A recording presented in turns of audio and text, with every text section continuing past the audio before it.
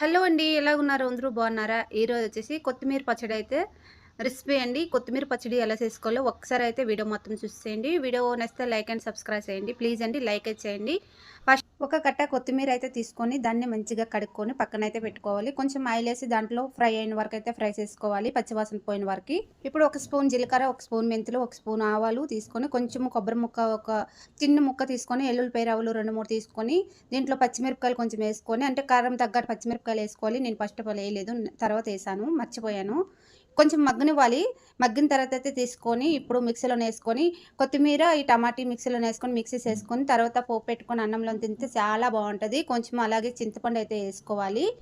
ఎక్కువ పచ్చళ్ళు తిన్న వాళ్ళకైతే చాలా బాగుంటుంది. అలవాటు ఉన్న వాళ్ళకి, అలవాటు లేని వాళ్ళకైతే నార్మల్గా ఉంటుంది. కానీ కొత్తిమీర పచ్చడి చాలా బాగుంటుంది. దీంట్లో ఇప్పుడు వచ్చేసి తగినంత సాల్టు, తగినంత కారం, కొంచెము లాస్ట్లోనైతే ధనియాల పౌడర్ అయితే వేసుకొని ఒక స్పూను. ఇప్పుడు వచ్చేసి బరకగా అయితే మిక్సీ అయితే చేసుకోవాలి. అటు మెత్తకు కూడా చేయకూడదు ఎక్కువ. ఇప్పుడు వచ్చేసి దీనికైతే తాలింపు అయితే పెట్టుకొని అన్నంలో తినొచ్చు. చాలా బాగుంటుంది. ఇది నిల్వ కూడా ఉంటుంది. ఓ 5 డేస్ 6 డేస్ అయితే ఇలాగైతే నిల్వ ఉంటుంది. అది కూడా ఫ్రిడ్జ్లో పెట్టుకోవాలి. పోపు గురించి అయితే ఇప్పుడైతే ఆవాలు, జీలకర్ర, కరివేపాకు, ఎండుమిరపకాయలు వేసి పోపు అయితే పెట్టుకున్నాను. కంపల్సరీ మీకు నచ్చితే అంటే మీరు తినగలరు అలాగంటే అలా పెట్టుకోవచ్చు. నేనైతే పోపు అయితే పెట్టాను. ఒక 3, 4 డేస్ ఉండడానికైతే పోపు పెట్టుకున్నాను.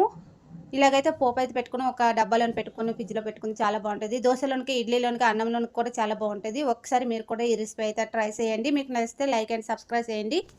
బిగ్ బాస్ పిచ్చి ఎంతమందికి ఉన్నదో కామెంట్ అయితే చేయండి. నేనైతే నైట్ బిగ్ బాస్ చూడందే నేను పడుకోను. అది ఏ టైం అవనే కూడా నేను కంపల్సరీ బిగ్ బాస్ చూడవలసిందేని.